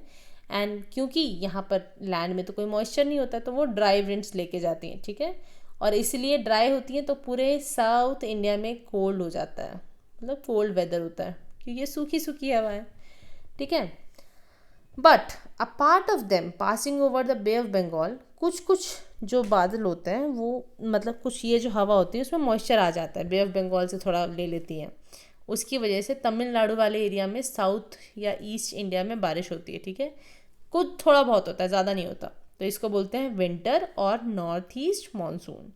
ये यूजुअली ड्राई होती है बट कभी कभार बारिश भी करती है। मौसिनराम आपने नाम सुना होगा, मेघालय में, ये जहाँ पर बहुत बारिश होती है। तो अगर आप यहाँ पर एक रेन गॉज रख दो ना बेटा, तो आपको पता है ये रेन गॉज कितना बढ़ जाएगा, 11,000 मिलीमीटर, 11 मीटर तक बारिश होती है। सोचो यहाँ पर वर्ल्ड में सबसे ज़्यादा यहीं बारिश होती है। Monsoon have inspired many ragas in both Carnatic and Hindustani classical music. आपको पता है बारिश की वजह से बहुत सारे हमारे सुर और राग बने हैं। राग मतलब म्यूज़िक में राग्स होते हैं, ठीक है। इसको मेघ मल्हार भी बोलते हैं और अमृता वर्षिणी भी बोलते हैं, ठीक है। इस राग को तरीका होता है गाने का, ठीक है, बहुत अच्छा होता है वो। इसके बाद आता है क्लाइमेट एंड आवर लाइफ। हमारी ज़िंदगी क्लाइमेट से कैसे जुड़ी हुई है, तो देखो क्लाइमेट और हमारी ज़िंदगी बहुत अच्छे से जुड़ी हुई है। कैसे? क्योंकि हम उस पर डिपेंडेंट हैं बेसिकली। तो हमारा क्लाइमेट का इम्पैक्ट बहुत आप देख सकते हो हमारे कल्चर में, ठीक है। इंडिया में ऐसे बहुत सारे फेस्टिवल हैं जो सीज़न से रिलेटेड हैं। एग्रीकल्चर एक्टिविटी हमारे क्लाइमेट पे डिपेंड करती है। So the climate also has a direct impact on economy. कैसे?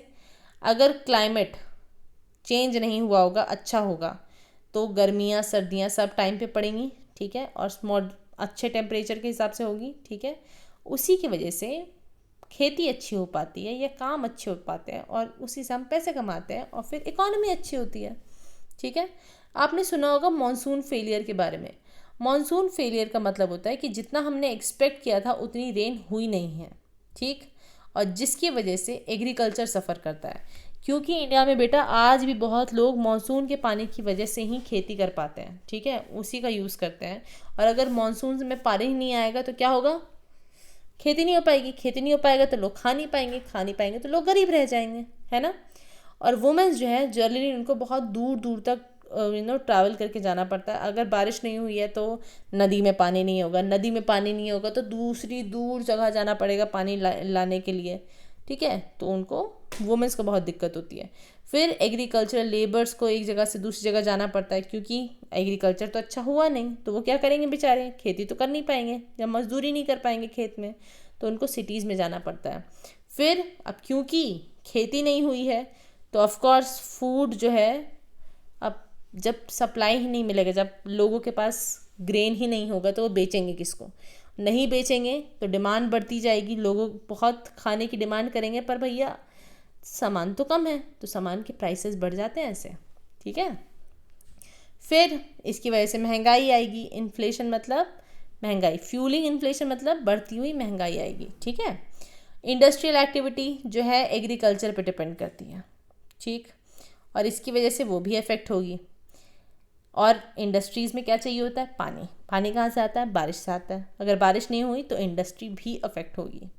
The world over we can easily detect such connection between climate and socio economic condition. Climate जो है हमारे society और हमारी इकोनॉमी दोनों से जुड़ा हुआ होता है, ठीक है। These condition get specially strain when climate disaster strike. और जब क्लाइमेट में कोई डिज़ास्टर आता है, जैसे मान लो बाढ़ आ गई, फ्लड आ गया, सुनामी आ गई, तो इसकी वजह से और भी कंडीशंस बेकार होती हैं इंडिया की, ठीक है, या पूरे वर्ल्ड की। अब देखो हम क्लाइमेट एंड डिज़ास्टर के बारे में पढ़ेंगे। सो इंडिया जो है इसमें डाइवर्स वेदर पैटर्न है। आपने देखा कि भैया गर्मी भी है, सर्दी भी है, बहुत सारी चीज़ें हैं। इसी की वजह से यहाँ साइक्लोन, फ्लड, लैंडस्लाइड और ऐसी बहुत सारी क्लाइमेट रिलेटेड डिज़ास्टर आते रहते हैं, मतलब डिस्ट्रक्शन होता रहता है।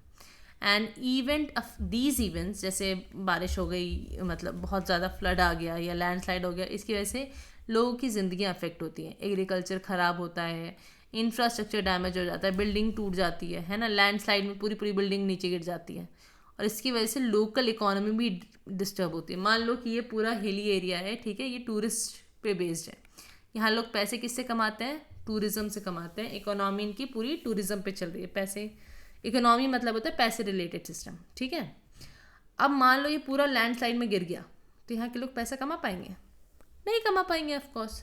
अच्छा, उससे पहले हम देखेंगे ये जितने भी फेस्टिवल दिख रहे हैं ना बेटा, बिहू, छठ पूजा, मकर संक्रांति, बैसाखी, पोंगल, ओ winter festival, Hemis, Losoong festival, Gudi Padwa, Lohri, Onam, ये सारी ही चीज़ें, सारे ही फेस्टिवल क्लाइमेट बेस्ड हैं।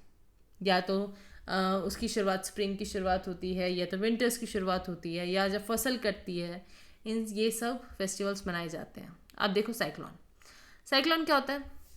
हर साल इंडिया के कोस्ट लाइन में, मतलब कोस्ट लाइन मतलब बीच वाले एरिया में जहाँ समुद्र मिलता है लैंड से, स्पेशली ईस्टर्न कोस्ट में, ईस्टर्न कोस्ट मतलब बे ऑफ बंगाल वाला एरिया, ठीक है, यहाँ पर बहुत साइक्लोन आता है। साइक्लोन क्या होता है बेटा? जब बहुत तेज़ हवा चलती है ना, उसकी वजह से साइक्लोन क्रिएट होता है, ठीक है, जब हवा तेज़ चलती है, और उसी की वजह से बहुत डिस्ट्रक्शन होता है, बहुत तोड़फोड़ होता है, बहुत सारे ह्यूमंस अपनी लाइफ खोते हैं, एनिमल की डेथ होती है, प्रॉपर्टी डैमेज होता है, बिल्डिंग टूट जाती है, पेड़ उखड़ जाते हैं, ठीक है, पूरे जड़ से, और सॉइल भी हवा के साथ साथ इरोड हो जाती है, ठीक है। इंडियन मेट्रोलॉजिकल डिपार्टमेंट जो IMD है, इंडियन मेट्रोलॉजिकल डिपार्टमेंट का काम होता है यहाँ के मौसम की स्टडी करना, मतलब वेदर कैसा होने वाला है, अगर कोई नेचुरल डिज़ास्टर आने वाला है उनको ट्रैक रखना, ठीक है। तो साइक्लोन का पता वही लगाता है, एंड वो इन्फॉर्मेशन प्रोवाइड करते हैं ताकि ऑन देयर फॉर्मेशन, एवोल्यूशन और प्लेसेस ऑफ लैंडिंग, तो वो पता लगाते हैं कि जो साइक्लोन है वो कहाँ शुरू हो रहा है, कितना बढ़ेगा, और कौन कौन से एरिया में जाके हिट करेगा वो, ठीक है। तो जो नेशनल डिज़ास्टर रिस्पांस फोर्सेस होती हैं, एक NDRF होती है, ठीक है, स्पेशली इनको ट्रेनिंग दी जाती है कि जब भी नेचुरल डिज़ास्टर आएगा या कोई ह्यूमन मेड डिज़ास्टर आता है, मान लो किसी ने आग लगा दी किसी बिल्डिंग में, ह्यूमन मेड डिज़ास्टर, ठीक है, तो इस टाइम पे NDRF बटालियन जो है वो जाके उस लोकेशन में मदद करेगी। NDRF इंडिया में 12 डिफरेंट लोकेशंस पे हैं, और इसका काम ही यही है कि ऐसे टाइम पे, नेचुरल डिज़ास्टर या ह्यूमन मेड डिज़ास्टर के टाइम पे, लोगों को रेस्क्यू करे, बचाए और वहाँ से निकाले। इवैक्यूएशन मतलब वहाँ से निकालना डिज़ास्टर के टाइम पे, भले वो साइक्लोन हो, लैंडस्लाइड हो, फ्लड हो, कुछ भी हो, इनका काम है, ठीक है। अब साइक्लोन बनते कैसे हैं? देखो, कुछ ऐसी सिचुएशन होती है बेटा, स्पेशल सिचुएशन, जिसमें जो है एटमॉस्फेरिक प्रेशर जो है सी के पास बहुत ही नीचे गिर जाता है। मैंने आपको पिछले चैप्टर में पढ़ाया, अगर आपने नहीं पढ़ा है तो आप अभी जाके देखो मेरे चैनल पे, उस चैप्टर में बताया मैंने कि जब प्रेशर बहुत ही लो चला जाता है तो उसको बोलते हैं डिप्रेशन। जब एक एरिया में प्रेशर बहुत लो हो गया, लो प्रेशर मतलब हवा बिल्कुल नहीं है वहाँ पे, ठीक है, एकदम, तो क्या होता है, बहुत तेज़ी से दूसरी जगह से हवा आती है। अब बहुत ही लो हो गया है तो बहुत तेज़ी से हाई से लो प्रेशर में आएगी ना हवा, और इसी की वजह से this is invitation to the air from surrounding area to come in to the low pressure area, क्योंकि यहाँ लो प्रेशर हो गया है, and the air from the sea moves in, bring with the moisture and rain, और बहुत तेज़ी से दूसरी जगह से हवा आती है हाई प्रेशर से लो प्रेशर में, और वो अपने साथ बहुत सारा मॉइस्चर लेके आती है, बहुत सारा रेन लेके आती है, and when the low pressure system is intense and the wind speed is high. अब क्योंकि यहाँ बहुत ही भयंकर लो प्रेशर है तो विंड एकदम बहुत तेज़ी से यहाँ पर आती है, और इसकी वजह से ही साइक्लोन आता है। समझ में आया? तो इसलिए लो प्रेशर इतना भी लो नहीं होना चाहिए कि डिप्रेशन आ जाए, और इसी की वजह से साइक्लोन आ जाता है। Low pressure is basically nothing but invitation to the wind कि भैया आओ, हमारे यहाँ लो प्रेशर हो गया, आओ हमें बर्बाद करो, ठीक है। तो विंड एकदम तेज़ी से भाग के लो प्रेशर में एरिया में आती है, और इसी तेज़ी, इसी हाई स्पीड की वजह से साइक्लोन आता है बेटा, ठीक है। और विंड क्या करती है, अपने साथ साथ मॉइस्चर लाती है, मॉइस्चर की वजह से क्लाउड बनते हैं, क्लाउड जो है वो मूव करने शुरू हो जाते हैं विंड के साथ साथ, और इसी से बनता है हमारा साइक्लोन। जो बीच का एरिया होता है ना बेटा, उसको बोलते हैं आई ऑफ द साइक्लोन। ये बहुत शांत रहेगा, ठीक है, जहाँ भी आई होगा बहुत शांति होगी क्योंकि वो लो प्रेशर एरिया है, पर आस पास भयंकर डिज़ास्टर चलेगा, ठीक है। तो जैसे जैसे वो मूव करता है वैसे वैसे डिज़ास्टर हर तरफ चला जाता है। देखो, ये देख रहे हो, क्लाउड्स फॉर्म हो रहे हैं, लो प्रेशर सेंटर है यहाँ पर, आपको दिख रहा होगा यहाँ पे, ठीक है। Winds bringing moisture from the sea, हर जगह से एक जगह विंड आ रही है, क्यों? क्योंकि यहाँ पर क्या है बेटा, लो प्रेशर एरिया है। ध्यान दो इधर, ये सिर्फ एरिया खाली है, विंड फ्री है, इसको बोलते हैं लो प्रेशर एरिया। और क्योंकि बहुत तेजी से विंड आई तो क्या हो गया, एक साइक्लोन क्रिएट हो गया। ठीक है, अपने साथ साथ बहुत सारा मॉइस्चर लेके आएगी, बहुत सारे बादल लेके आएंगी, फिर साइक्लोन आ जाएगा। अब आता है फ्लड। फ्लड कब आता है बेटा? फ्लड तब आता है जब वाटर ओवरफ्लो हो जाता है। ठीक है, नॉर्मली ड्राई लैंड होता है, मान लो ड्राई लैंड है पर बहुत बारिश हो गई तो वाटर ओवरफ्लो हो गया, ज़मीन के ऊपर आ गया।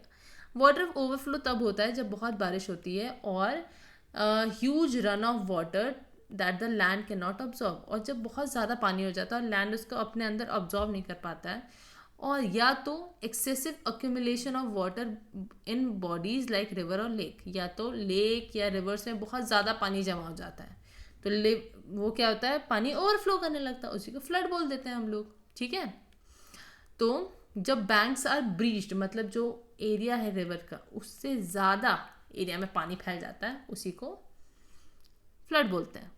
फ्लड जो है फ्रीक्वेंटली आता है मानसून में। मानसून में क्यों फ्रीक्वेंटली आता है? क्योंकि बारिश होती है।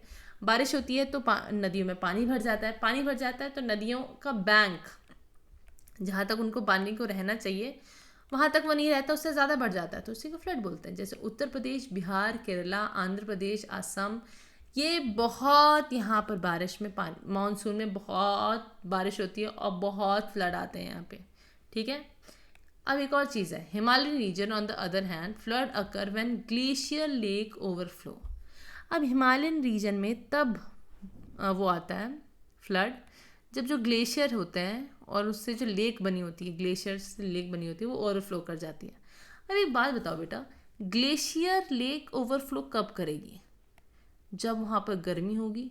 गर्मी होगी तो क्या होगा, ग्लेशियर पिघलेगा, और ग्लेशियर पिघलेगा तो पानी बढ़ेगा, और वो जितने भी रॉक बैरियर होते हैं, जो रॉक्स उसको रोक के रखते हैं उस पानी को, वो सब तोड़ के वाटर जो है आगे फैल जाता है। क्यों? क्योंकि भैया समर्स में ग्लेशियर पिघल जाता है, मेल्ट हो जाता है। ठीक है, and if the glacier melts too fast as in increasingly the case, आजकल बहुत जल्दी जल्दी ग्लेशियर पिघल रहा है क्योंकि ऑफकोर्स बहुत गर्मी हो रही है, तो और if there is too much rainfall, या तो ऊपर बहुत ही बारिश हो गई, इसकी वजह से प्रेशर बनता है और इसकी वजह से पानी जो है वो हर बैरियर तोड़ के जो है ग्लेशियर बर्स्ट, या often devastating consequence for people and property. तो जो ग्लेशियर जो बेचारा एक जगह रहता है वो नहीं होके पूरे जगह पानी फैला देता है वो। ठीक है, अब देखो एक केस है 2013 का, उत्तराखंड में अचानक से ग्लेशियर बर्स्ट हो गया। ग्लेशियर बर्स्ट मतलब एक जगह बर्फ़ जमा थी पर गर्मी इतनी बढ़ गई कि अचानक से सारा ग्लेशियर पिघल के पानी हो गया। और भी एक और चीज़ थी कि यहाँ पर बहुत रेनफॉल भी हुआ, बहुत दिनों तक बारिश भी हो रही है और ग्लेशियर भी पिघल रहा है, इसकी वजह से लैंडस्लाइड हो गई। अब लैंडस्लाइड कैसे होती है बेटा? जैसे मान लो हिल एरिया है, यहाँ पर लेक है, अब लेक से पानी ओवरफ्लो हो गया तो ज़मीन क्या होती है, गीली होती है। जब ज़मीन गीली होती है तो आपने देखा होगा सॉइल जल्दी स्लिप करती है ना, और सॉइल स्लिप कर जाती है और पूरा पूरा लैंडस्लाइड हो जाता है, लैंड नीचे ज़मीन में आ जाता है, मतलब प्लेन एरिया में आ जाता है। और आपको पता है इंडिया का सबसे इम्पॉर्टेंट बहुत पवित्र स्थान है, सीक्रेट साइट मतलब बहुत पवित्र स्थान है केदारनाथ, वहाँ वो पूरा डिस्ट्रॉय हो गया था, इतना भयंकर फ्लड आया था वहाँ पर। पूरे विलेजेस, यहाँ आसपास जितने विलेजेस थे सब फ्लड में बह गए थे, सारे रोड ब्रिज सब टूट गए थे, और आपको पता है 6000 लोगों की जान गई थी, सोचो। ठीक है, many of them pilgrims, pilgrims मतलब बेचारे तीर्थ यात्रा अपने गॉड से मिलने गए थे। ठीक है, अपने मंदिर के दर्शन करने गए थे। So many cities experience flood when there are heavy rainfall. बहुत सारी सिटीज़ में ऐसे फ्लड तब आता है जब बहुत बारिश होती है। This may be due to overburden drainage system और poorly plan construction encroaching on the waterways and blocking the flow of water. कभी कभार क्या होता है, हम ड्रेनेज सिस्टम को बहुत बर्डन कर देते हैं। कैसे? मान लो हमने हर जगह कंस्ट्रक्शन कर लिया, हर जगह बिल्डिंग बना दी, और हमने वाटर फ्लो ड्रेनेज नालियों का अच्छे से मैनेज नहीं किया हमने। आपने देखा होगा अपने आसपास के एरिया में नालियाँ जो होती हैं वो गार्बेज से भरी होती है, वहाँ पर स्पेस नहीं होता है, तो पानी कैसे फ्लो करेगा आप बताओ। या तो जैसे मान लो ये रिवर है, तो रिवर के आसपास घर बनाने नहीं चाहिए, पर लोग एकदम एकदम पास पास होके घर बना लेते हैं। तो क्या होगा, जब वाटर लेवल इंक्रीज होगा तो इसके पास जगह तो होनी चाहिए एरिया बढ़ाने की, पर नहीं, वहाँ पर आ जाती है बिल्डिंग्स और फिर रिवर का रास्ता हो जाता है ब्लॉक। ठीक है। और पता है क्या होता है, जो अर्बन एरिया होता है ना, उसमें मैक्सिमम चीज़ें सीमेंट से बनी होती है। अब सीमेंट में बारिश होगी तो सीमेंट के अंदर पानी तो जा नहीं सकता, तो वो क्या करता है, और एसफॉल्ट, एसफॉल्ट मतलब जिस मटेरियल से रोड बनती है ना, उसको एसफॉल्ट बोलते हैं। ना रोड के अंदर पानी जाएगा, ना सीमेंट के अंदर पानी जाएगा, तो वो पानी कहाँ जाएगा, बह के किसी एक एरिया में चला जाएगा। और एक एरिया में अगर जाएगा तो अर्थ कितना ऑब्जॉर्व कर लेगी एक एरिया वाली, तो क्या करती है, नहीं ऑब्जर्व कर पाती है, फिर फ्लड आ जाता है। ठीक। लैंडस्लाइड, अब देखो लैंडस्लाइड क्या होता है, sudden collapse of rock, soil और डेब्रिस। डेब्रिस मतलब कीचड़, मटेरियल, ऐसा कुछ भी। तो जब सॉइल, रॉक सब नीचे ज़मीन में आ जाता है तो इसी को लैंडस्लाइड बोलते हैं। ये हमेशा हैवी रेनफॉल की वजह से, या अर्थक्वेक की वजह से, या वॉल्केनिक एक्टिविटी की वजह से होता है। ठीक है। अब लैंडस्लाइड जो है वो हिली एरियाज़ में कॉमन है। अब क्योंकि किसी चीज़ को स्लाइड होने के लिए थोड़ा ऊंचाई पे होना चाहिए ना, प्लेन एरिया में क्या लैंडस्लाइड कराओगे तुम लोग। ये माउंटेनियस रीजन में या हिली रीजन में आता है, जैसे हिमाचल प्रदेश, उत्तराखंड, सिक्किम, अरुणाचल प्रदेश, वेस्टर्न घाट के, और ये उसके हिली रीजन, ये बहुत कॉमन है और स्पेशली मानसून में होता है। In those region the chances of landslide have increase due to human activity. अब ह्यूमन्स का कॉन्ट्रीब्यूशन देखो, अब हमारी वजह से लैंडस्लाइड हो रहे हैं, क्यों, क्योंकि हम पता है क्या करते हैं बेटा, जो हिल्स में ट्रीज होते हैं, ठीक है, ट्रीज का काम होता है अपने रूट से सॉइल को पकड़े रहना, सॉइल और रॉक्स को पकड़ते रहते हैं। अब मान लो हमने ट्री को कट कर दिया तो रूट्स एकदम ख़त्म हो जाएंगे। रूट्स भी तो एक टाइम पे ड्राई होके डिकम्पोज हो जाते हैं, कोई सॉइल को होल्ड करने वाला नहीं है। तो जैसे ही थोड़ा बहुत भी डिस्टर्बेंस होता है, सबका सब पूरा एरिया नीचे आ जाता है, क्योंकि उसको होल्ड करने वाला कोई नहीं है। उसमें हम बिल्डिंग बना लेते हैं पेड़ काट के। अब बिल्डिंग आपको पता है कि वो बहुत डीप रूटेड नहीं होती है, वो सॉइल को पकड़ नहीं पाती है, और जैसे ही थोड़ा भी डिस्टर्बेंस होता है, पूरे की पूरी बिल्डिंग के साथ सब नीचे आ जाता है। और क्योंकि हम क्या करते हैं बेटा, बहुत सारी बिल्डिंग्स जो हैं वो रिवर्स के रास्ते में बना दी जाती हैं, ठीक है, आसपास, ताकि रिवर व्यू मिले। इस चक्कर में बहुत लैंडस्लाइड्स आते हैं। फॉरेस्ट फायर, जब अनकंट्रोल्ड फायर फैल जाए पूरे फॉरेस्ट में, उसी को फॉरेस्ट फायर बोलते हैं। ठीक है। और ये बहुत जल्दी फैलती है पूरे वेजिटेशन को, वेजिटेशन मतलब जितने पेड़ पौधे होते हैं सबको जला देती है। Often fuelled by dry climatic condition, ये बहुत सारे वजहों से आती है, या तो जब क्लाइमेट बहुत ही ड्राई हो जाता है उसकी वजह से भी आग लग सकती है, या तो सूखा, पूरे पेड़ सूखे हुए हैं, ठीक है, सब ड्राई हो गया, ड्रॉट हो गया, सूखा पड़ गया, उसकी वजह से भी है। जब बहुत तेज़ हवा चलती है तो पेड़ आपस में टकरा के फ्रिक्शन क्रिएट करते हैं और चिंगारी निकाल देते हैं, इससे भी बारिश मतलब इससे भी फायर होती है, आग लग सकती है। और ऑफ कोर्स ह्यूमंस की वजह से भी लग सकती है, सूखे पत्तों में माचिस की तीली छोड़ देना, ठीक है, ये बहुत ह्यूमन केयरलेसनेस तो बहुत ही फ्रीक्वेंट कॉज है। ज़्यादातर आग ह्यूमंस की वजह से ही लगती है। ठीक है। फॉरेस्ट फायर जो है कुछ स्टेट्स में बहुत कॉमन है, ठीक है, जहाँ पर लार्ज फॉरेस्ट एरिया है या जहाँ पर ग्रास लैंड होता है, जहाँ पर घास बहुत होती है ऊंची ऊंची, जैसे उत्तराखंड, हिमाचल प्रदेश, मध्य प्रदेश, छत्तीसगढ़, यहाँ पर बहुत ही सारी घास भी होती है लंबी लंबी, और बहुत सारे पेड़ भी होते हैं।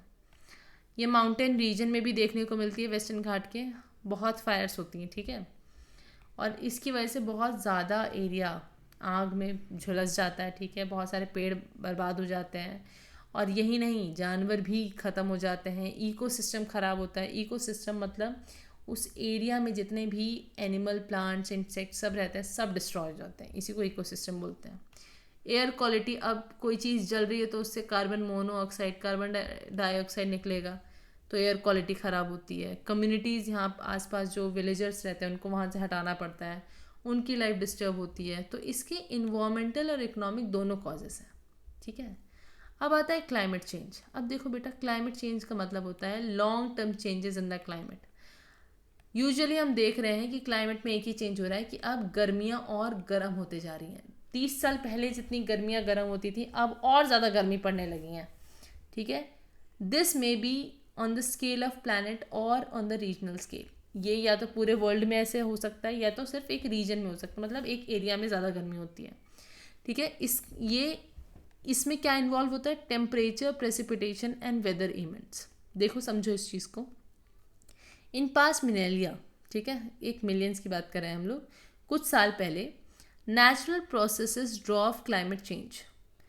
पुराने ज़माने में नेचुरली क्लाइमेट चेंज होता था, ठीक है, अपने से मौसम बदल जाता था। बट 19th सेंचुरी से हमने देखा है कि क्लाइमेट चेंज जो होता है वो हमारे ह्यूमन एक्टिविटी की वजह से होता है। सबसे पहला रीज़न होता है बर्निंग ऑफ फॉसिल फ्यूल। हम तेल बहुत जलाते हैं बेटा, ठीक है। फॉसिल फ्यूल क्या होता है? देखो, sources of energy that were formed from the remain of plants and animals. देखो मैं इजीली बताती हूँ आपको। तो होता क्या है कि ज़मीन में बहुत सारे पेड़ पौधे होते हैं, तो कभी कभार क्या होता है, ये पेड़ पौधे ढक जाते हैं किसी रीजन से, ठीक है। मान लो सॉइल एक के बाद एक लेयर फैलाते जाता है और ये ज़मीन के अंदर धंस जाते हैं।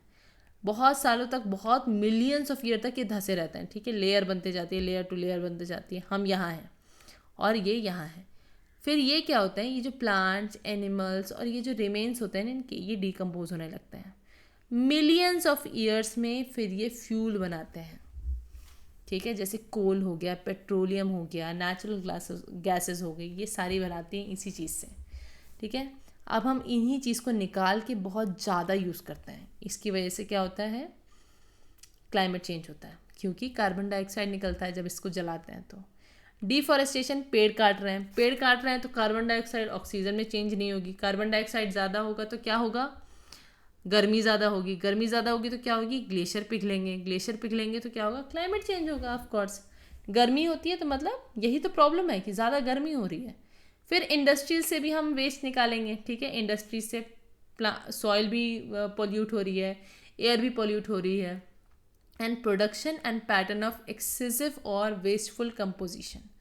हम प्लास्टिक का बहुत इस्तेमाल करते हैं, ना वो डिकम्पोज हो पाता है, कुछ नहीं हो पाता उसका। So why does the burning of fuel affect the climate? अब पूछ लिया तुमने बुक में, ठीक है। अब देखो, जैसे कि मैंने आपको बताया कि अर्थ में नेचुरली कार्बन साइकिल होता है, ठीक है। कार्बन डाइऑक्साइड क्या करती है, और ऐसे बहुत सारे गैसेस होते हैं जो gradually into atmosphere and trap heat from the sun. ये CO2 और इसकी जैसी जो गैसेस होती हैं वो हीट को ट्रैप करती हैं और रिलीज़ करती हैं। अगर ये प्रॉपर अमाउंट में होती हैं तो इसको बोलते हैं ग्रीन हाउस इफेक्ट, जो हमारे अर्थ को अच्छा कोजी वार्म एनवायरनमेंट प्रोवाइड करती हैं। बट ह्यूमन एक्टिविटी की वजह से, जैसे इंडस्ट्रीज, ट्रांसपोर्टेशन, एग्रीकल्चर, इन सब की वजह से, एग्रीकल्चर में हम क्या करते हैं, पत्तों को जला देते हैं, ठीक है। जो क्रॉप्स बची खुची होती हैं उनको जला देते हैं। इसकी वजह से क्या होता है, कार्बन डाइऑक्साइड और उससे रिलेटेड गैसेस रिलीज होती हैं। अब जो ग्रीन हाउस गैसेस होती हैं वो, ठीक, वो क्या करती हैं, बहुत ज़्यादा रिलीज़ हो जाती हैं। बहुत ज़्यादा रिलीज़ हो जाती है मतलब तो क्या होगा, ज़्यादा हीट कैप्चर करेंगी। ज़्यादा हीट कैप्चर कर देती हैं, जब ज़रूरत से ज़्यादा हीट कैप्चर हो जाती है तो उसको ग्लोबल वार्मिंग बोलते हैं। ग्लोबल वार्मिंग की वजह से ही हमारा क्लाइमेट अफेक्ट होता है। ज़्यादा गर्मी पड़ेगी तो प्लांट्स सर्वाइव नहीं कर पाएंगे, एनिमल्स सर्वाइव नहीं कर पाएंगे और ह्यूमन सोसाइटी भी अडेप्ट नहीं कर पाएगी, ठीक है। और ये हम लोग थाउजेंड्स ऑफ ईयर से अडेप्ट करने की कोशिश कर रहे हैं पर हो नहीं पा रहा है हमसे। In India rising temperature are perceptible in many region. हम बहुत सारे ऐसे एरियाज़ में देख रहे हैं कि बहुत ज़्यादा टेम्परेचर इंक्रीज़ हो रहा है। जैसे 2025 में अगर हम देखें तो हमारे कंट्री का एवरेज टेम्परेचर जो था वो 1 to 3% डिग्री सेल्सियस ज़्यादा है, ठीक है। पिछले साल से 3 डिग्री सेल्सियस हमारा ज़्यादा हो रहा है, जिसकी वजह से विंटर्स जो है वो छोटे होते जा रहे हैं या माइल्ड होते जा रहे हैं। विंटर ज़्यादा ठंडे होते नहीं हैं, पर हमारे यहाँ जो गर्मी है वो बहुत गर्म हो रही है। इसकी वजह से जैसे ही क्लाइमेट में चेंज होता है ना बेटा, तो क्रॉप्स जो हैं उसके हिसाब से वर्क नहीं कर पाती, तो एग्रीकल्चर प्रोडक्शन में वो आता है, फ़र्क पड़ता है, ठीक है। एंड जो एग्रीकल्चर प्रोडक्शन, जो स्मॉल स्केल इंडस्ट्री, जो छोटी मोटी इंडस्ट्री नहीं होती, उसमें हेल्प करती है। जैसे मान लो गन्ने का जूस हो गया, वो स्मॉल स्केल इंडस्ट्री में आता है। अब गन्ना ही नहीं होगा तो स्मॉल स्केल उसका गन्ने का जूस निकाल पाओगे क्या? नहीं। So this is only one example showing how a warmer planet will present us with increasing challenges. और ये बस एक बहुत छोटा सा एग्जाम्पल है कि अगर आपका जो अर्थ है वो गर्म होते जाएगा तो आपको ऐसी प्रॉब्लम बहुत मिलती जाएंगी, ठीक है। So you have to understand the relationship between the cause of climate change and the disaster can happen us to prepare better for these challenges, ठीक है। तो हमें समझना पड़ेगा कि क्लाइमेट अगर चेंज होगा तो उसकी वजह से डिज़ास्टर भी आएंगे, and it also support the need for more environmental friendly practices and building resilience and adaptation in communities।